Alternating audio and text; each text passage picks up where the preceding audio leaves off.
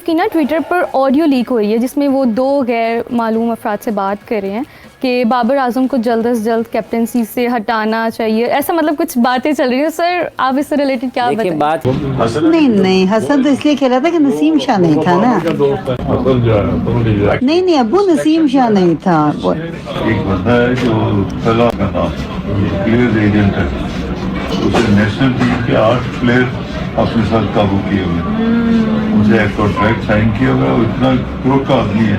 वो पता चला कि प्लेयर्स के घरों में जाके फैमिली के साथ भी बड़े ताल्लुकात अच्छे कर देता है और प्लेयर्स ऐसे हैं उससे हिल नहीं सकते। तला उस्मानी या क्या नाम है। अभी बाबर आजम जो है, जब उसको मैंने कहा तुम चलो टेस्ट कैप्टन के लिए रखते हैं, वाइट बॉल को छोड़ दो, उसने वहाँ से कहता है अच्छा जी मैं घर मशवरा कर दूँ, घर से नहीं कि उससे लिंक करके तला से जाके मशवरा किया। तला ने उसको मशवरा दिया तुम सारे छोड़ दो, कोई भी कैप्टन ना हो। हाँ तो ठीक है, कोहली भी तो नहीं है ना कैप्टन, वो फॉर्म तो कर रहे हैं। देखें वो तेंदुलकर का रिकॉर्ड हो दिया। जब उसको ये कहा तो मेरा प्लान बी भी तैयार था कि इसके ऐसे किया तो वैसे करूँ। जब वो है मैं फटाफट दूसरे बंदे मैं चल तू कैप्टन। तो वाइट बॉल में कौन शान मसूद है? नहीं वाइट बॉल में बीबी है ना। अच्छा, लेकिन रिजवान आपको नहीं लगता रिजवान उससे बेहतर था? रिजवान था, रिजवान भी उसी जो है ना उसका एजेंट है। ये भी 8 प्लेयर हमारे काबू किए हुए हैं, 8 प्लेयरों जो मर्जी करता रहे जाके। लेकिन आप देखें शाहीन जो है वो शाहिद अफरीदी के कंट्रोल में। नहीं वो तो उसका सुसर है। नहीं सुसर है नहीं अब्बू, लेकिन वो बहुत ज्यादा इन्फ्लुएंस करता है शाहिद अफरीदी भी। अब इतना तो फिर चलता ही है ना, क्या करें। अल्लाह करे बस। जो लीक हो गई और ढीले कोट वाली सरकार नंगे हो गए पूरी दुनिया के सामने, और दुनिया में पाकिस्तान की क्रिकेट का मजाक बनाया जा रहा है। जिस तरह से पाकिस्तान क्रिकेट बोर्ड को चलाया जा रहा है, ये सब बहती गंगा में हाथ धो रहे हैं। किसी को कोई परवाह नहीं है। मुल्क की क्रिकेट जो है वो तबाह होती जा रही है और सब के सब एक कमरे से निकलते हैं, दूसरे कमरे में कॉफी का कप लगाते हैं, वहां से निकलते हैं एक और कमरे में जाते हैं, ग्रीन टी का कप लगाते हैं। जक्का अशरफ की ये कैसेट नहीं है, ये टेप नहीं, ऑडियो, ये आवाज नहीं है, ये पूरा सिस्टम के मुंह पे तमाचा है जो मैं बार बार कहता आया हूं कि ये लोग क्रिकेटर्स को लगाएं। आप खिलाड़ियों की बात कर लें, खिलाड़ियों के पीछे बैठे बड़े लोगों की बात कर लें, ये एक से बढ़ के एक आपका दिल करेगा कि किस मुसीबत में मैं फंस गया हूं। लेकिन आज जो एक नया तहलका खेज इंकिशाफ हुआ है कि बाबर आजम का सबसे बड़ा दुश्मन जो बाबर आजम को जमीन पर गिराने के लिए मुख्तलिफ चालें चल रहा था जनाब, अब वो खुद गिर चुका है। जो आज कादिर ख्वाजा साहब ने एक मुबैना जनाब ऑडियो लीक की है जिसमें मुबैना तौर पर पाकिस्तान क्रिकेट टीम की जो मैनेजमेंट कमेटी है उसके हेड ज़का अशरफ साहब एक खातून के साथ बात कर रहे हैं और उसके अंदर जो एलिगेशंस लगा रहे हैं और उसके अंदर जो प्लान बी की बात कर रहे हैं।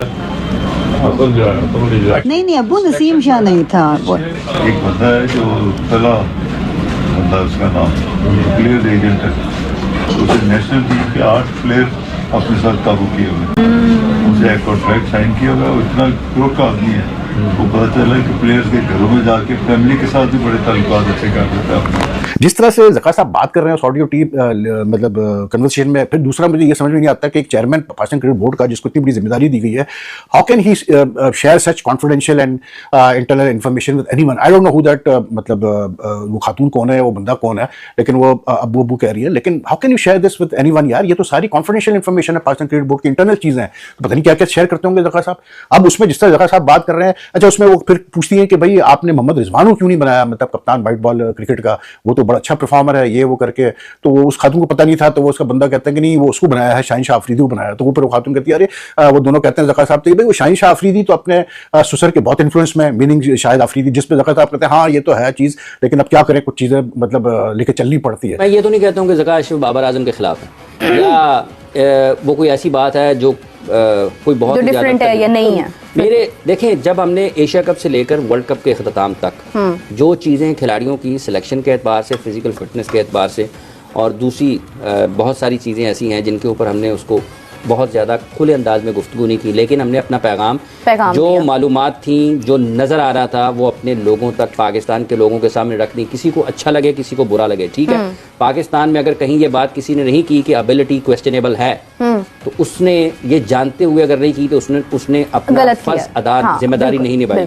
ठीक है, बाबर आजम पाकिस्तान ही नहीं दुनिया के बेहतरीन बल्लेबाजों में उनका शुमार होता है, लेकिन जब आप उनकी कप्तानी की बात करेंगे तो आपको 1000 मरतबा सोचना पड़ेगा कि हमने क्या करना है। और कप्तानी 4 साल अगर आप कर लें तो ये बहुत होती है। मैनेजमेंट कमेटी के शुगर मिल के मालिक हैं, जिनको मैनेजमेंट कमेटी का सरबराह बनाया हुआ है, वो ये डिस्कशन कर रहे हैं, this is not PCB, this is political cricket board, this is not Pakistan cricket board. आप कंट्रोल नहीं कर पा रहे हैं चीजों को।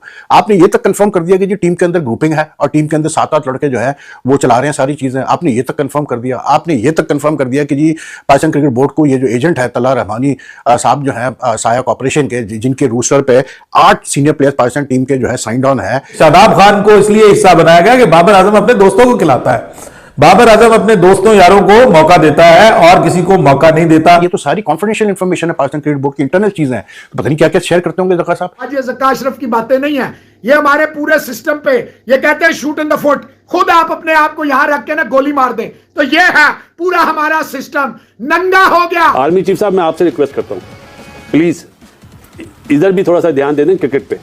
जो हमारे मुल्क में क्रिकेट के साथ हो रहा है ना, ये ना हो कि फिर अगले 1 साल में हमारी टीम फुटबॉल जैसी टीम बन जाए। गैर मुनासिब है, नामुनासिब है कि आप ड्यूरिंग वर्ल्ड कप अपने चीफ सेलेक्टर के ऊपर सवाल उठाएं और उसके बाद आप उसे खुला छोड़ दें। जो आपने इंक्वायरी शुरू की थी, आप उसकी तहकीकात को मंतकी अंजाम तक पहुंचाएं और लोगों को बताएं। और उसके बाद एक इंक्वायरी ये होनी चाहिए कि ये ज़का अशरफ पाकिस्तान क्रिकेट बोर्ड में कैसे आ गए, इन्होंने 6 महीने में क्या किया है। तो ये सारी की सारी चीजें एक दूसरे से जुड़ी हुई हैं, यहां पर कोई करने के लिए तैयार नहीं है।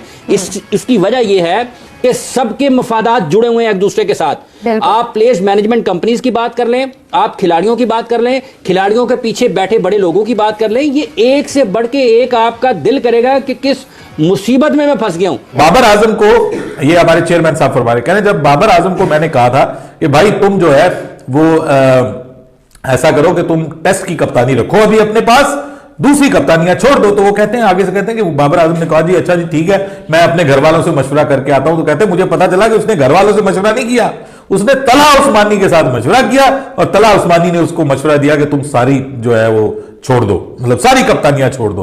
कहता वो तो उसके इतने ज्यादा ताल्लुकात हैं कि जनाब मतलब इतने ताल्लुकात हैं खिलाड़ियों के साथ, उनकी फैमिली के साथ, जो वो कहता है वही होता है। तो फिर उन्होंने कहा कि आपने जो है वो रिजवान को, एक बेटी उसकी कहती कि आप रिजवान को कप्तान नहीं, आपको आपने बनाया वो ज्यादा बेहतर नहीं था। तो इस पर उन्होंने कहा रिजवान मुझे बहुत पसंद है, मुझे भी अच्छा लगता है, लेकिन मसला यही है कि रिजवान भी उस ग्रुप का हिस्सा है जिसमें वो तलहा उस्मानी ने जिन लोगों को अपने उसमें शामिल किया हुआ, रिजवान भी उसी ग्रुप का हिस्सा है।